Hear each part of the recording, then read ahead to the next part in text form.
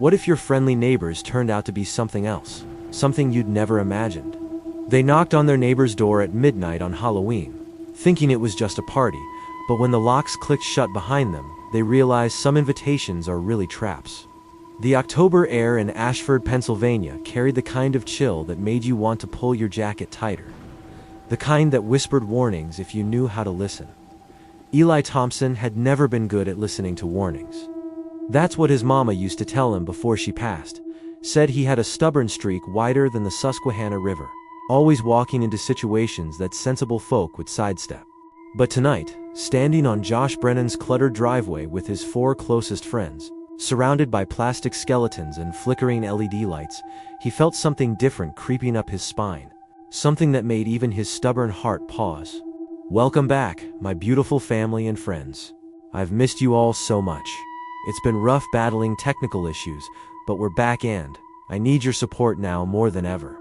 Thank you for sticking around. Now, if you're ready to hear about 5 friends who learned that the most dangerous monsters wear friendly smiles and live next door, hit that subscribe button. Drop a comment and tell me where you're watching from, because tomorrow, I'm bringing another story that'll make you sleep with the lights on. For now, lock your doors, trust your instincts, and whatever you do, never accept an invitation you can't refuse. Now, back to the story. You ever notice how the end of this street just dies after dark? Eli said, his breath forming small clouds in the cold air. He was the quietest of the group. The one who noticed things others missed, the way shadows moved wrong, the way silence could feel heavy enough to crush you. Like even the crickets pack up and leave. Kira Washington rolled her eyes so hard Eli swore he could hear them. She was beautiful in that effortless way that made his chest ache, sometimes deep brown skin that seemed to glow under the orange Halloween lights. Natural hair pulled back in a sleek ponytail that showed off the sharp angles of her face. She'd been his friend since middle school, back when they were both awkward kids trying to figure out where they fit in this small Pennsylvania town.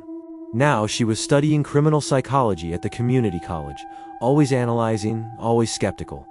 Don't start with that creepy stuff, Eli, she said, crossing her arms against the cold. It's Halloween. Everything's supposed to sound eerie. Trevor Kim, the group's unofficial comedian, laughed and tapped Kira's shoulder.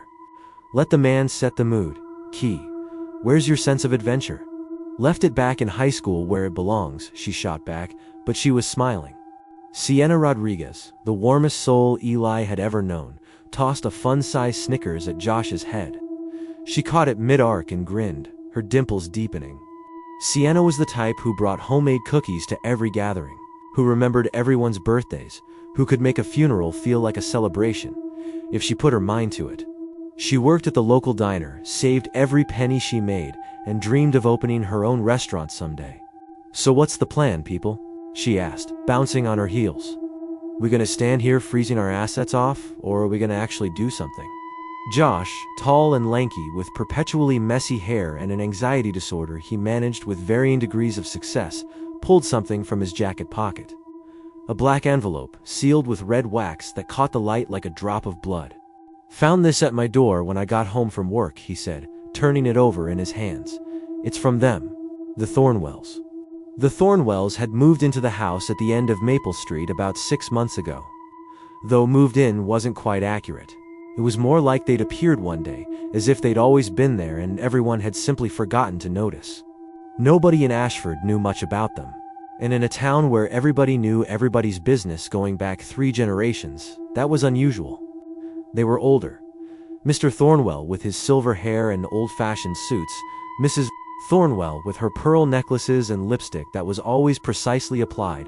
They waved when you passed. They kept their yard immaculate. They seemed perfectly pleasant. But pleasant and right weren't always the same thing. Kira had seen them once, really seen them, about a month back. She'd been driving home from a late shift at the library when her headlights swept across their front yard. Mr. and Mrs. Thornwell were standing in the grass, perfectly still, facing the street. Not gardening, not decorating. Just standing there in the dusk, watching the empty road like they were waiting for something. When Kira told the group about it, Trevor had laughed it off. Josh had suggested they might have been stargazing. Sienna had shrugged and said old people were eccentric. But Eli had believed her, because he'd seen something too, something he hadn't mentioned to anyone yet. "Let me see that," Trevor said, reaching for the envelope. He broke the wax seal. The symbol pressed into it looked almost like an eye. Or maybe a spiral, depending on how the light hit it. Inside was a note written in elegant cursive that looked like it came from another century. "You are cordially invited to an intimate Halloween celebration, midnight sharp. Come if you dare, the Thornwells." "Come if you dare." Sienna laughed, but it sounded forced. "Who talks like that? Sounds like something from a bad horror movie." "Maybe they're just trying to be festive," Josh offered. But his fingers were tapping against his thigh the way they always did when he was nervous. Old people trying to be, fun. Kira snatched the invitation from Trevor's hands, studying it with narrowed eyes. "This is weird. How did they even know we'd all be here tonight? How did they know there'd be 5 of us?" Nobody had an answer for that. They'd planned this night weeks ago, one last Halloween together before life scattered them in different directions. Trevor was leaving for trade school in Pittsburgh after the new year. Josh had been talking about moving to Philadelphia to be closer to his sister. Sienna's restaurant dreams might take her anywhere. Even Eli, who'd never wanted to leave Ashford, was starting to feel the pull of somewhere else. Anywhere else, the way you feel the pull of water when you're drowning. So they'd agreed. One final Halloween. Walk the neighborhood like they used to when they were kids. Hand out candy. Be young and stupid and free, one last time. They just hadn't planned on the Thornwells. "I vote we ignore it," Kira said flatly, handing the invitation back to Josh. "We don't know these people. Showing up at midnight to some stranger's house? That's how people end up on true crime podcasts." "Come on," Trevor said, grinning that reckless grin that had gotten them into trouble more times than Eli could count. "It's Halloween. They're just being theatrical. What's the worst that could happen?" Eli felt those words land in his chest like stones. What's the worst that could happen? The kind of question that always came back to haunt you. "I don't know about this," he said quietly. But his voice was drowned out by Sienna's laugh, by Trevor's enthusiasm, by the general feeling that they were all overthinking a simple party invitation. They decided to walk the neighborhood first, to trick-or-treat ironically like they had every year since high school, to pretend they weren't adults with jobs and bills and futures that scared them. The decision about the Thornwells' invitation could wait. Ashford looked like a postcard that night. Jack-o'-lanterns grinned from every porch. Fake cobwebs stretched across doorways. Kids in costumes ran between houses, their laughter sharp in the cold air. The group filmed videos for social media, ate too much candy, fell into the easy rhythm of friendship that felt like home. But as midnight approached, the neighborhood changed. The trick-or-treaters disappeared. Lights started going out. Even the constant hum of traffic from the main roads seemed to fade, replaced by a silence that felt deliberate, expectant. At 11:45, they found themselves back at Josh's house, standing in that cluttered driveway, staring down the street toward the Thornwell house. "So," Trevor said, "we doing this, or what?"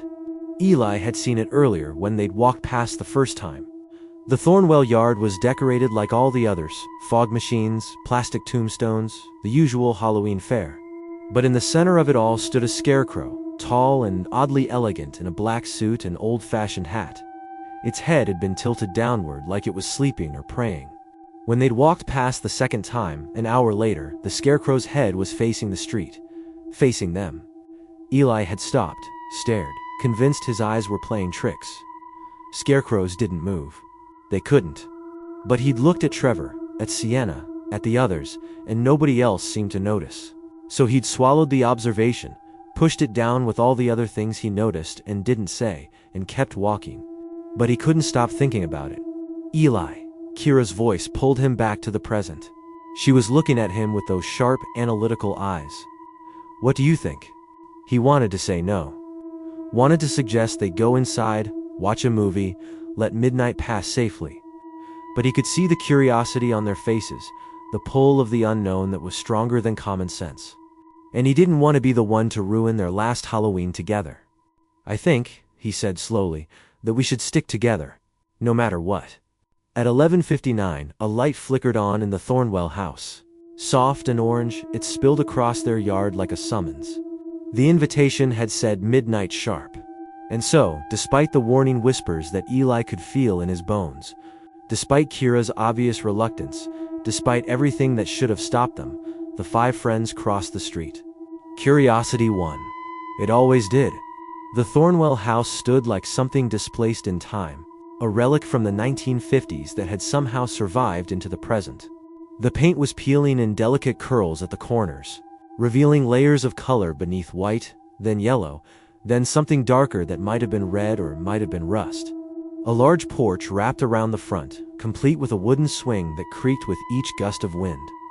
The sound rhythmic and somehow wrong, like breathing. Jack-o'-lanterns lined the steps, their carved faces more intricate than any Eli had seen that night. Not the simple triangle eyes and jagged smiles of store-bought stencils, but elaborate designs, faces twisted in expressions that might have been laughter or might have been screaming. The candlelight flickering inside them made the expressions seem to shift and change. But the strangest thing was the smell. Not quite rot, not quite chemical, but something heavy and sweet that reminded Eli of the funeral home where they'd held his mother's viewing. Burnt sugar and rust and something underneath that he couldn't name, something that made his stomach turn. The scarecrow was gone from the yard. Eli noticed it immediately, felt his pulse kick up. He opened his mouth to say something, but the front door was already opening, and Mrs. Thornwell was standing there, backlit by that soft orange glow, and the moment for warnings had passed. She was tall, taller than Eli remembered from the few times he'd seen her in passing. Her skin had a powdered quality to it, pale and smooth in a way that didn't look quite natural under the porch light. She wore a dress that might have been fashionable in another decade, high-necked, long-sleeved, the color of dried blood. Her smile was wide, too wide, stretching her face in a way that made Eli think of masks, but it was her eyes that made him freeze. They caught the light like glass, reflective and flat, and for just a second he could have sworn they were all pupil, black and endless. "Oh, how lovely," she said, her voice soft and sweet as poisoned honey. "You came." Behind her, emerging from the deeper shadows of the house, was Mr. Thornwell. He was exactly as Eli remembered, silver hair precisely combed, black suit that looked expensive and old, red bow tie that was the only splash of color on him. But unlike his wife, he didn't smile. He just stood there, hands clasped in front of him, and nodded once. A single, deliberate movement that somehow felt like a confirmation. Like he'd been expecting them all along. "Please," he said, his voice deeper than Mrs. Thornwell's but just as smooth. "Come in. The night is young, and Halloween waits for no one." The threshold felt like a boundary, the kind you read about in fairy tales, the moment the protagonist steps into the witch's cottage or accepts the devil's bargain. Eli hesitated, his foot hovering over the welcome mat that read "Blessed Be" in faded letters. But Trevor was already moving forward, and Sienna was right behind him, and then they were all crossing over. Pulled by momentum and curiosity and the simple human inability to turn away from the unknown. The door closed behind them with a sound like finality. Inside, the air was different.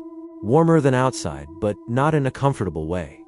It was thick, oppressive, the kind of warmth that came from too many bodies in too small a space. Except there were only the 7 of them. The house itself seemed to be breathing, expanding and contracting in a rhythm Eli could feel in his chest. "Your home is beautiful," Sienna said, because she was the kind of person who could find something nice to say about anything. And it was beautiful in a suffocating sort of way. The entryway opened into a living room that looked like a museum exhibit. Every piece of furniture was immaculate. Victorian sofa with burgundy upholstery that showed no wear. Mahogany side tables without a single water ring, a grandfather clock in the corner that ticked with metronomic precision.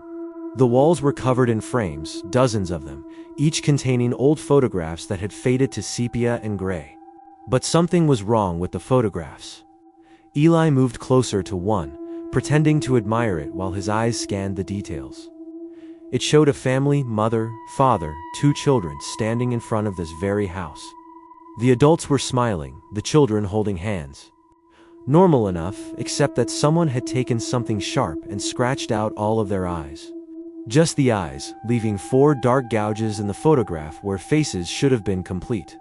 Every photograph was the same. Couples at dinner parties, children on tricycles, teenagers in prom attire, all eyeless. All staring out with those gouged holes like they were watching from somewhere beyond the photograph itself. "Forgive the mess," Mrs. Thornwell said, gliding ahead of them with that same unnatural grace. Her heels clicked against the hardwood floor, the sound echoing in a way that seemed impossible in a carpeted house. "We don't entertain often." Kira caught Eli's eye, and he could read the thought on her face as clearly as if she'd spoken it aloud. There isn't a single thing out of place. Not one speck of dust, not one crooked frame, not one sign that actual humans lived here. Even the shadows seemed organized, falling in neat lines that didn't quite match where the light sources were. "How long have you lived in Ashford?" Josh asked, his voice cracking slightly. His fingers were tapping against his thigh, nervous rhythm. "Oh," Mr. Thornwell said from behind them. And Eli jumped because he hadn't heard the man move, hadn't sensed him getting closer. "We've been here a very long time." "But I thought you just moved in," Kira started. "People forget quickly around here," Mrs. Thornwell interrupted smoothly, turning to face them with that stretched smile. "Time moves differently in small towns, don't you find? Years blur together. Faces start to look familiar even when they shouldn't." She led them deeper into the house, down a hallway lined with more frames. Trevor was filming everything on his phone, narrating in a whisper about vintage vibes and old-school Halloween aesthetic, treating it like content for his social media. Eli wanted to tell him to stop, to put the phone away, but he couldn't articulate why. It just felt disrespectful somehow, like filming inside a church or a graveyard. The dining room took Eli's breath away, and not in a good way. It was lit entirely by candles, 50, maybe 60 of them, arranged in tall glass holders along every surface. The flames were absolutely still, not flickering or dancing the way candles should. Just burning straight and bright like they'd been frozen mid-flicker. The air should have been moving, should have been disturbed by their entrance, but it hung stagnant and heavy. At the center of the room stood a long oak table, the kind that belonged in a castle or a manor house. It was already set for dinner. 5 place settings, 5 plates of bone china with delicate gold trim, 5 crystal goblets, 5 sets of silver cutlery that looked sharp enough to cut more than just food. 5 settings. "How did you know?" Eli heard himself ask. "How did you know there would be 5 of us?" Mrs. Thornwell's smile didn't change. "We're very good at counting." The explanation meant nothing and somehow made everything worse. They sat because not sitting would have been ruder. Would have acknowledged that something was deeply wrong here, and once you acknowledge that, you'd have to act on it. You'd have to leave. And leaving would mean admitting you'd been foolish to come in the first place. So they sat in that peculiar human way of ignoring danger because acknowledging it would be embarrassing. Mr. Thornwell produced a bottle from somewhere. Eli hadn't seen him carrying it, hadn't seen where it came from, and began pouring dark liquid into each goblet. The sound was wrong, too thick, more like syrup than wine. The liquid itself seemed to absorb the candlelight rather than reflect it, making each goblet look like it contained a small pool of darkness. "You must be thirsty after your walk," Mr. Thornwell said, filling Kira's glass last. Sienna reached for hers immediately, ever the polite guest, but Eli's hand shot out and caught her wrist. The liquid smelled wrong, sweet and rotten at the same time, with an underlying metallic tongue that reminded him of blood. "What is this?" he asked, trying to keep his voice steady. "A family recipe," Mrs. Thornwell said, settling into her chair at the head of the table, "passed down through generations. It keeps the flavor." She paused, her eyes reflecting the candlelight in that disturbing glass-like way. "Human." The word hung in the air like smoke. Nobody laughed. Kira set her goblet down carefully, the crystal making a small clink against the table. "That's an interesting choice of words."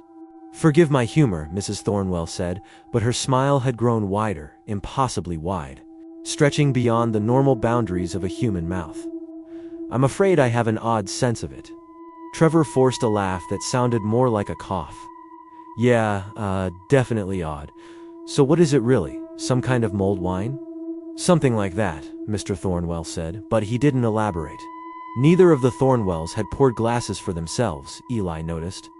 They sat at opposite ends of the table, perfectly still, perfectly poised, watching their guests with those flat, reflective eyes. The silence stretched uncomfortably. "So," Kira said, Because she was brave in the way that people who've studied monsters in textbooks are brave. You two been married long? A lifetime, Mrs. Thornwell said. Several lifetimes, Mr. Thornwell added. And this time nobody was sure if he was joking. The conversation lurched forward in fits and starts. The Thornwells asked questions that seemed normal on the surface. Where do you work? Who's dating whom? What are your plans for the future? But their phrasing was slightly off, like they were reading from a script written decades ago. They said courting instead of dating. They asked about professions instead of jobs. They wanted to know who still lived in town, as if the concept of a town was something quaint and antiquated. And they never blinked, not once. Eli watched, counting the seconds, waiting to see those glass-like eyes close even briefly. But they remained open, fixed, staring. Sienna tried her best to keep the conversation flowing, asking about the house's history, complimenting the decor, being her warm, social self. But even she was starting to falter, her smile becoming more strained with each passing minute. "Excuse me," she said finally, pushing back from the table. "Bathroom?" Mrs. Thornwell pointed one long finger toward the hallway. "First door on the left, dear." Sienna nodded, stood, and disappeared into the corridor. Her footsteps faded quickly, swallowed by the house. "Your friend is very polite," Mr. Thornwell said, breaking the new silence. "Good manners are so rare these days." "She's the best of us," Trevor said. And there was something in his voice, pride mixed with worry, that made Eli look at him more closely. Trevor's usual confidence was cracking, showing the fear underneath. Mrs. Thornwell reached across the table suddenly, her hand moving with serpentine quickness to land on Kira's wrist. Her fingers were long, the nails perfectly manicured and painted a deep red that matched her dress. But her skin was cold. Eli could see Kira flinch from 3 seats away. "Your pulse is racing," Mrs. Thornwell observed, not a question but a statement. Kira tried to pull away, but Mrs. Thornwell's grip held firm. "You're freezing." "Oh dear, that's just age." The older woman's smile never wavered. "We all lose our warmth eventually. The cold gets in, settles into your bones, becomes part of you. You'll understand someday." She released Kira's wrist finally, and Kira snatched her hand back, rubbing the spot where Mrs. Thornwell had touched her. Even from where Eli sat, he could see the red marks where those fingers had pressed, too hard, too cold. "Where's Sienna?" Josh asked suddenly. "She's been gone a while." They all turned to look at the hallway. The corridor stretched longer than it should have, darker than it should have been. Even with the candles burning throughout the house, no sound came from within it. No running water, no footsteps, nothing. "Should someone check on her?" Trevor asked, already halfway out of his chair. "Give her a moment," Mr. Thornwell said. And there was something in his voice that wasn't quite a command, but felt like one anyway. Privacy is important. But Eli could see it in Trevor's eyes, the same thought that was forming in his own mind. Something was wrong. Something had been wrong from the moment they crossed the threshold. Maybe from the moment they'd received that invitation. Maybe from the first day the Thornwells had appeared on their street. The dining room suddenly felt smaller, the walls pressing in, the candle flames burning brighter, throwing shadows that moved independently of their sources. Eli's eyes drifted to the walls, really looking at them for the first time, and he felt his stomach drop. There were paintings here, too, not photographs, but oil paintings in elaborate frames. Still life scenes, a table set with meat and fruit and gleaming knives. A bowl of apples, each one bearing small puncture marks near the stem. A cutting board with something red that might have been steak, or might have been something else entirely. Each painting was rendered in excruciating detail, the kind of detail that came from intimate knowledge. From having seen these things up close, from having participated in their creation.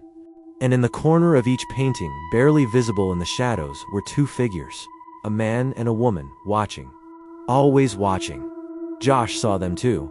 Eli watched his friend's face go pale, watched him lean closer to one of the paintings as if hoping his eyes were deceiving him. But they weren't.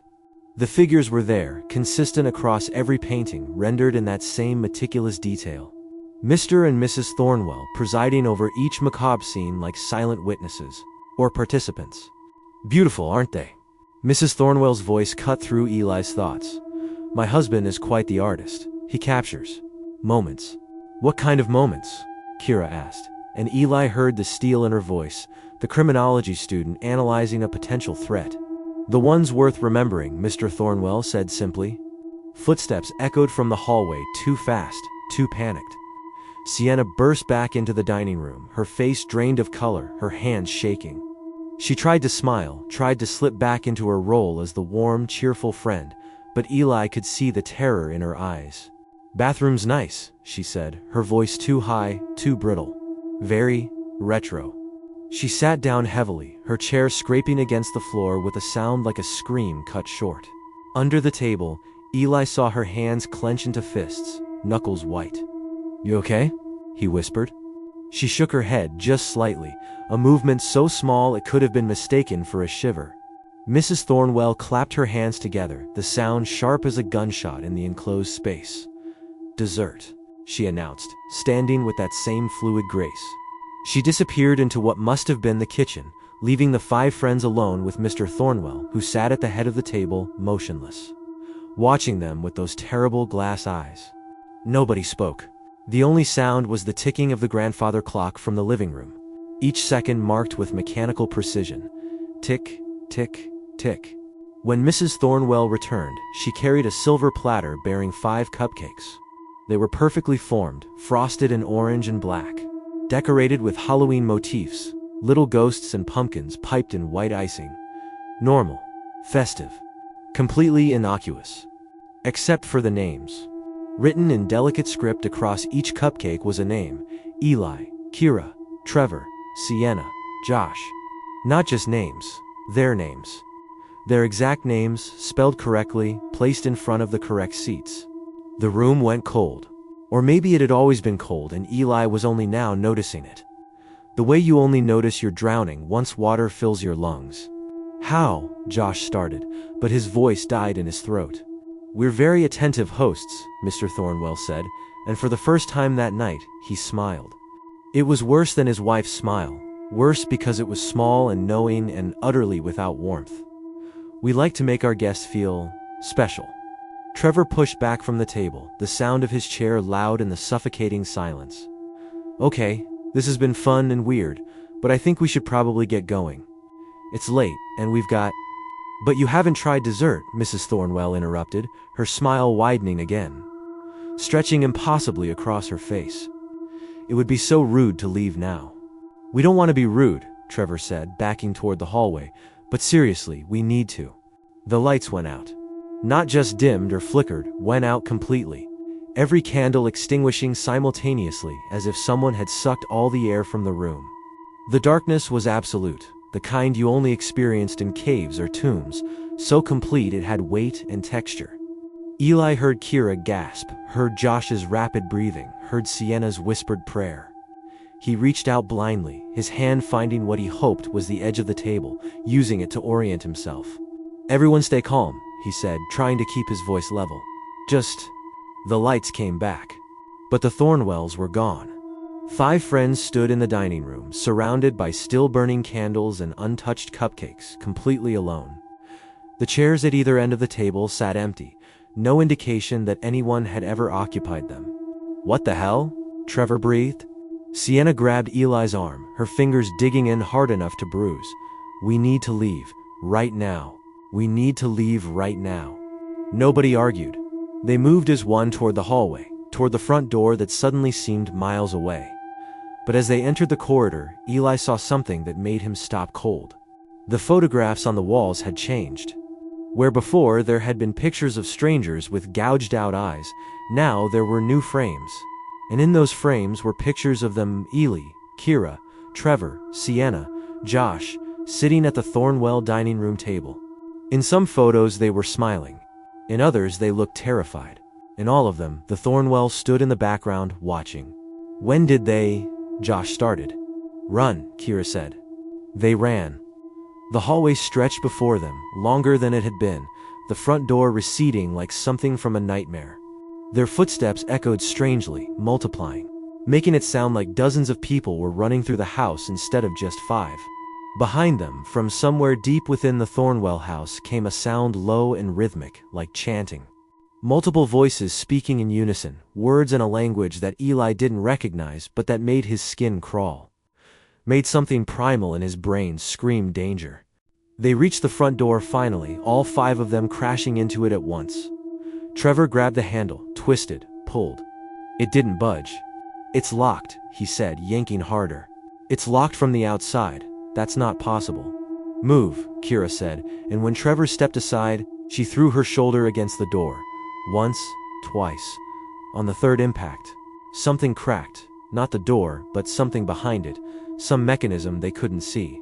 Through the narrow crack, Eli pressed his face close, trying to see the outside world. The street, Josh's house with its tacky decorations, anything normal. But there was nothing.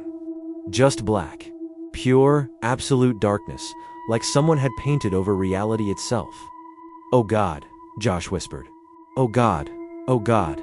The chanting grew louder. From the dining room, they heard footsteps, slow, deliberate, coming closer. "Sienna," Eli said urgently, "what did you see?" "In the basement, what did you see?"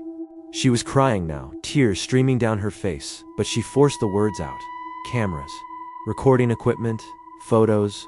So many photos, Eli. Different people, different years, but always the same, the Thornwells and their guests. And in every photo, the guests are smiling at first, and then they're not. And then there's just the Thornwells again, standing alone, waiting for the next." The footsteps stopped. Eli turned slowly, already knowing what he'd see but hoping desperately that he was wrong. Mr. and Mrs. Thornwell stood at the end of the hallway, silhouetted against the candlelight from the dining room. They were smiling those 2 wide smiles, and their eyes reflected the light like animal eyes in headlights, flat and predatory. "Going somewhere?" Mrs. Thornwell asked. "But the night is just beginning." The world collapsed into pure survival instinct. Trevor abandoned the front door, spinning to face the Thornwells with his phone raised like a weapon, the flashlight beam cutting through the darkness. "Stay back," he shouted, but his voice cracked, betraying the terror underneath. Mrs. Thornwell tilted her head, the movement too fluid, too serpentine. "Such energy," she murmured. "It's been so long since we've had guests with this much vitality." Eli's mind raced, cataloging exits. The front door was impossible. The windows too. He glanced toward the living room, but heavy curtains covered every window, and something told him that even if they broke through the glass, they'd find the same impossible darkness that waited beyond the door. "What do you want?" Kira demanded, and Eli heard the criminology training in her voice. "Establish communication. Understand the perpetrator's motivation. Buy time. Why are you doing this?" "Want?" Mr. Thornwell stepped forward, his polished shoes making no sound on the hardwood floor. "We simply want what we've always wanted. What everyone wants, really. To be remembered. To matter. To leave a mark."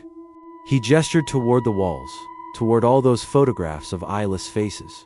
Everyone in this house mattered once. They were important to someone. They had futures, dreams, people who loved them. And now they're part of something eternal, part of us. "You're insane," Josh breathed, pressing himself against the locked door. Mrs. Thornwell laughed, the sound like wind chimes made of bone. "Insane? No, dear. Simply dedicated. Halloween comes but once a year, and we must make the most of it." Sienna grabbed Eli's hand, her palm slick with sweat. "The basement," she whispered urgently. "There was another door down there. I saw it when I ran back up. It looked like it led outside, to a cellar exit or something." Hope flared in Eli's chest. "Where?" "Through the kitchen." The Thornwells were still advancing slowly, savoring the moment like predators who knew their prey had nowhere to run. Behind them, the candles in the dining room flared brighter, and Eli could see shadows moving in that room, shadows that didn't match any physical source, that seemed to dance and writhe with their own volition. "On 3, Eli whispered to the others. "We run for the kitchen. Stay together." "But," Josh started. 1. Mrs. Thornwell's smile widened impossibly further. 2. Mr. Thornwell reached into his jacket, pulling out something that gleamed silver in the candlelight. 3. They bolted. Not toward the dining room where the Thornwells blocked the path, but through a side door that Eli had glimpsed earlier, a door that had to lead to the kitchen. had to lead somewhere, anywhere but here. Trevor led the charge, slamming his shoulder into the door, and it gave way with a crash. The kitchen was a nightmare of vintage appliances and gleaming knives. A butcher's block stood in the center, scarred with decades of cuts, stained with something dark that had seeped into the wood grain. Hanging from hooks on the ceiling were cooking implements that looked more like surgical tools, cleavers and bone saws and things Eli couldn't identify, but that made his stomach turn. There. Sienna pointed to a door in the corner, partially hidden behind a massive refrigerator from the 1950s. Behind them, they could hear the Thornwells' footsteps, still slow, still deliberate, not running because they didn't need to run. The house was theirs, every inch of it, and they knew their guests couldn't escape. But they were wrong.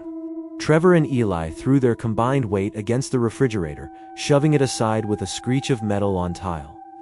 The door behind it was old, warped with moisture, with a rusted bolt lock that looked like it hadn't been opened in years. "Move, move," Kira urged, glancing back toward the kitchen entrance where shadows were beginning to pool. Eli's fingers fumbled with the bolt, rust flaking off under his touch, his hands shaking so badly he could barely grip it. "Come on, come on, come on." The bolt slid free. The door opened onto a staircase descending into darkness. Not the comfortable darkness of a normal basement, but something deeper, something that seemed to pull at them like gravity. "Down," Eli shouted, and they plunged into the dark. The stairs were narrow and steep, the walls pressing close on either side.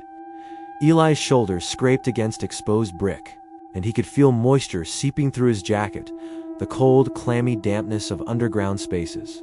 Trevor's phone light bounced wildly as they descended, casting grotesque shadows that made it impossible to tell how far down they were going. Behind them, at the top of the stairs, a light appeared. Mrs. Thornwell stood silhouetted in the doorway, her too wide smile visible even from this distance. "Children!" she called down, her voice echoing strangely in the enclosed space. "Where are you going? The celebration has only just begun." They reached the bottom of the stairs and found themselves in a basement that was nothing like what Sienna had described. This wasn't a storage space or a wine cellar, it was something else entirely. The walls were lined with shelves, and on those shelves were jars. Hundreds of them, maybe thousands, each one carefully labeled with a date and a name. Eli's flashlight beam caught the labels as they ran past. Sarah Mitchell, October 31st, 1979. Thomas Chun, October 31st, 1983. Rebecca Donald, October 31st, 1991. "Don't look," Kira said sharply, grabbing Josh's arm as he started to slow down, started to turn toward the shelves. "Whatever you do, don't look." But Eli had already seen. Eyes. The jars contained eyes, preserved in some kind of fluid, staring out with expressions frozen in their final moments. Fear, confusion, betrayal. Hundreds of eyes, decades worth of eyes, all watching them as they ran past. The photographs upstairs suddenly made terrible sense. Here, Sienna's voice cut through Eli's horror. She'd found another door, this one metal and heavy, with a wheel lock like something from a ship or a bank vault. Trevor reached it first, grabbing the wheel with both hands and straining to turn it. It didn't move. Rust had sealed it shut. Or maybe something else. Something intentional. "Help me," Trevor grunted, and Eli and Kira added their strength to his, all three of them pulling until their muscles screamed. The wheel groaned, shifted, began to turn. Behind them, the Thornwells descended the stairs. Both of them now, moving in perfect synchronization, their footsteps echoing in stereo. And they were chanting those same words from before. That language that hurt to hear, that made Eli's ears ring and his vision blur. The door swung open just as the Thornwells reached the basement floor. Beyond the door was another corridor. But this one was different. Modern. Concrete walls with fluorescent lights flickering overhead. It looked like a service tunnel, the kind that might connect buildings in a hospital complex or a school. They poured through the door, and Trevor slammed it shut behind them, spinning the wheel to lock it from this side. Through the small window in the door, Eli could see the Thornwells standing motionless, watching them with those terrible glass eyes. Mrs. Thornwell raised one hand and pressed it against the window, her palm leaving a smear of something dark on the glass. Then she smiled and stepped back into the shadows. "Why aren't they following?" Josh asked, his voice barely more than a wheeze. Because they don't need to, Sienna said quietly. She was staring down the corridor, and when Eli followed her gaze, he understood. The tunnels stretched ahead of them, but at intervals along the walls were more doors. Some were marked with names Bennett, Harrison, Caldwell. And through the small windows in each door, Eli could see other basements, other collections, other shelves lined with jars. How many houses? Kira whispered. How many houses are connected to this? There was no time to count. They ran down the corridor, ignoring the doors, looking desperately for any sign of an exit.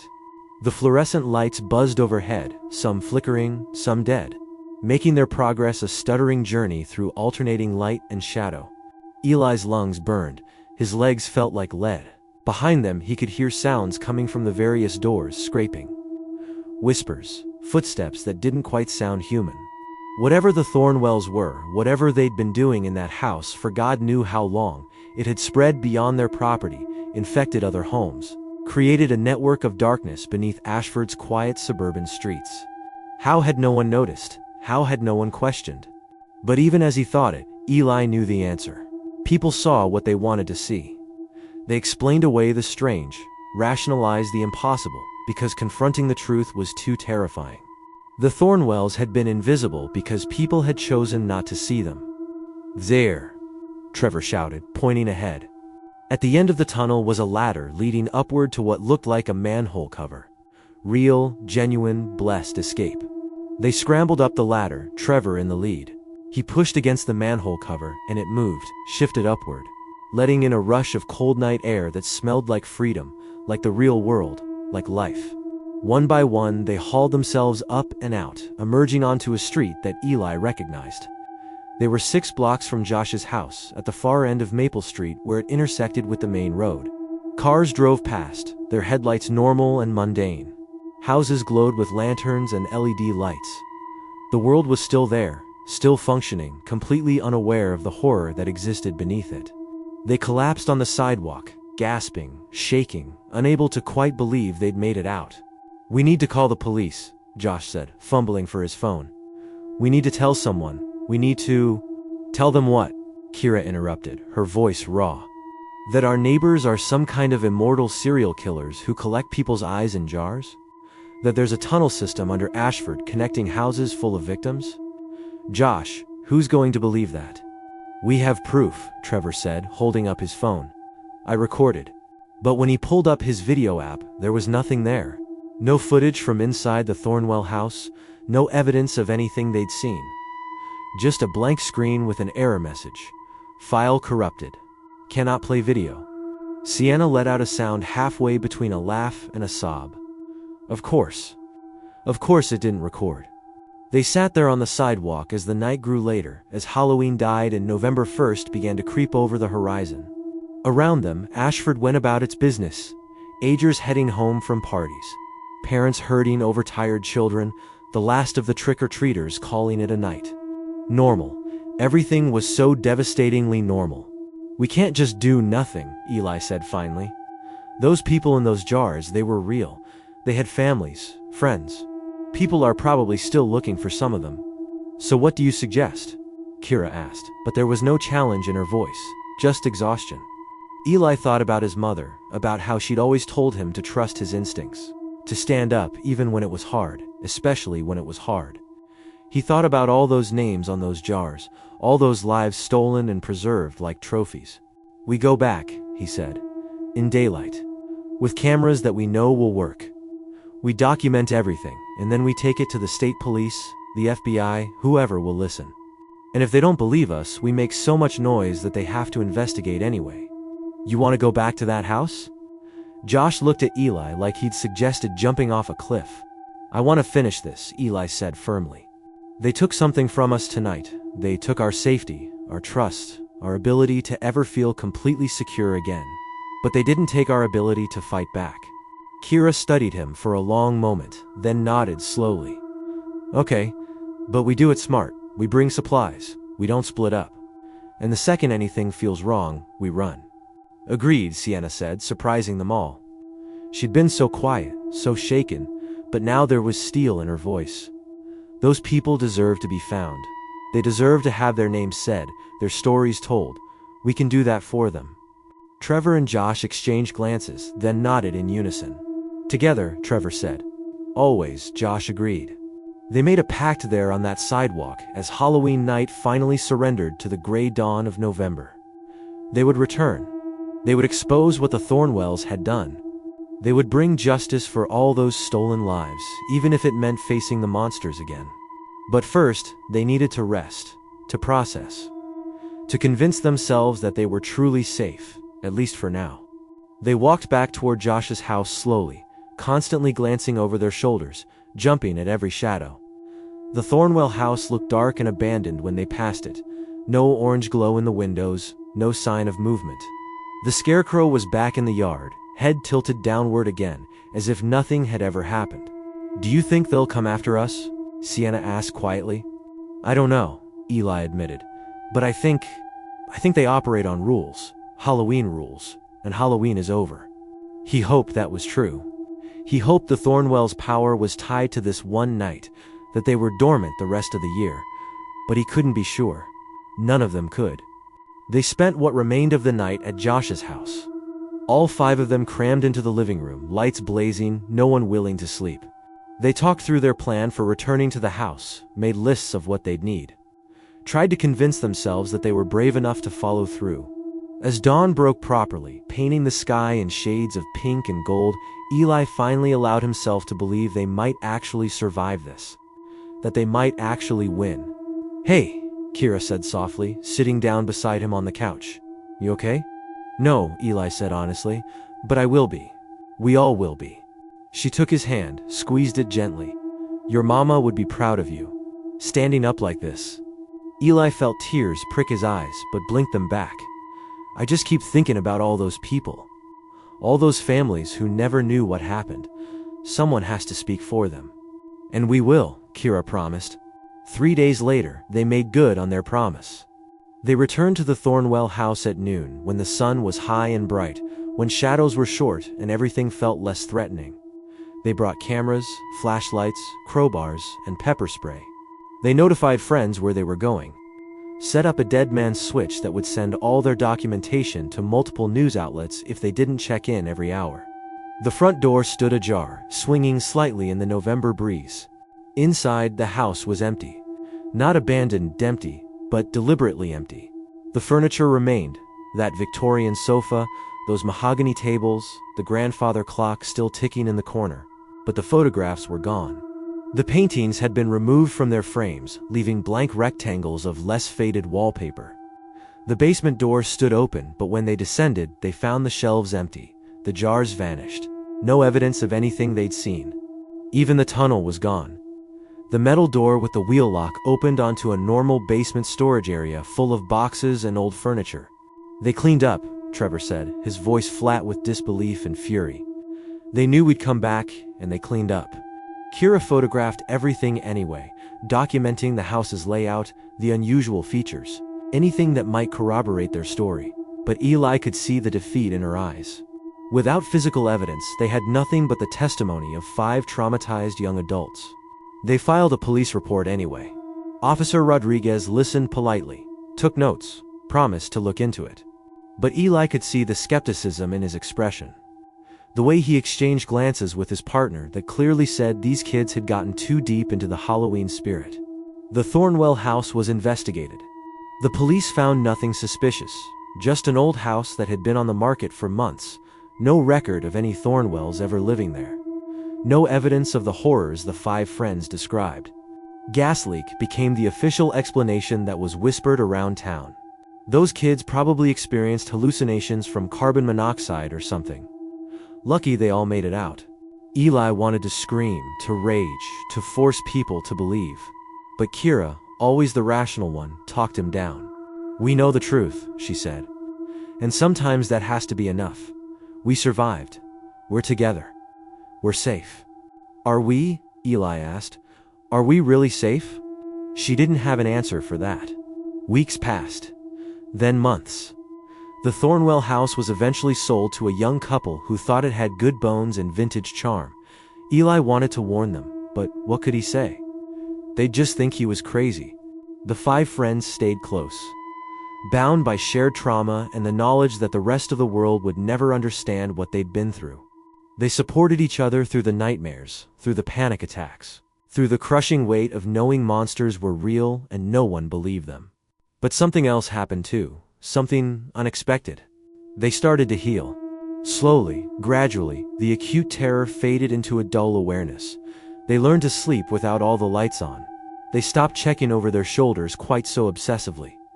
They began to reclaim their lives from the fear. Trevor still left for Pittsburgh, but he video called the group every single day.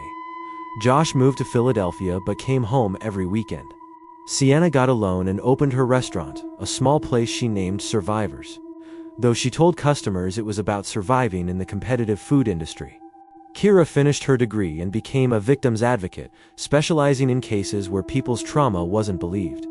And Eli stayed in Ashford, took a job as a teacher, and made it his mission to look after the town that hadn't looked after those victims. He watched, he documented, he made sure he'd never forget. 1 year later, on Halloween night, the five of them gathered at Josh's house again. They didn't go trick-or-treating. They didn't hand out candy. They just sat together, telling stories, remembering, surviving. "Do you think they're still out there?" Sienna asked as midnight approached. "The Thornwells?" "Yes," Eli said without hesitation. "Somewhere. Maybe not here, but somewhere. Waiting for another Halloween, another group of curious kids who will accept an invitation they shouldn't." "Then we keep watching," Kira said. "We keep telling our story, even if people don't believe. Maybe we'll save someone. Maybe one person will hear what we went through and think twice before accepting an invitation from a stranger." "Where are you all watching from tonight?" Trevor asked suddenly, pulling out his phone. Serious question. "I want to know who else is out there, staying safe, paying attention." It had become their tradition, reaching out on Halloween, connecting with others who understood that monsters were real, building a network of awareness. As midnight struck and November 1st officially began, Eli looked around at his friends, at the family he'd chosen. The people who'd survived hell with him and come out stronger for it. "We made it," he said softly. "Another year. We made it." "We made it," they echoed. And in that moment, sitting in a circle of light while darkness pressed against the windows, Eli understood something his mother had tried to teach him years ago. Sometimes the monsters win individual battles, but they don't get to win the war. Not if you refuse to let them. Not if you survive and remember and fight back by living fully and loudly and with love. The Thornwells had tried to add them to that collection, to reduce them to names on jars and scratched out eyes in photographs. But they'd failed. These five people were still here, still breathing, still fighting, still mattering. That was their revenge, their victory, their ending. Not defeat, but defiance. Not silence, but survival. And on Halloween nights for years to come, they would gather and remember and tell their story to anyone who would listen, keeping the warning alive.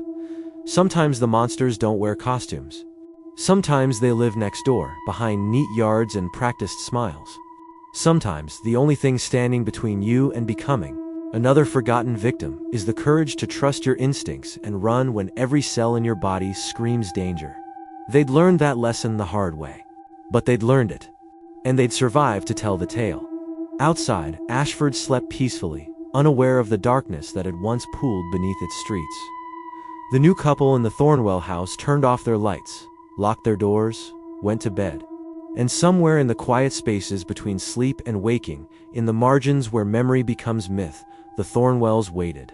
There was always next Halloween. There were always more invitations to send. But there were also survivors who would be watching, warning, remembering. And sometimes, that made all the difference. Thank you for surviving this story with me, for staying until the very end, for believing. If this sent chills down your spine, wait until you hear what's coming next. It's darker, stranger, and will make you question everything you thought you knew about the people around you. Make sure to hit that subscribe button. The next story is waiting for you right now. Click on the image on your screen and step into another nightmare. And remember, keep your doors locked, trust your instincts, and never, ever ignore the warnings your gut is screaming at you. Happy Halloween! Stay safe out there.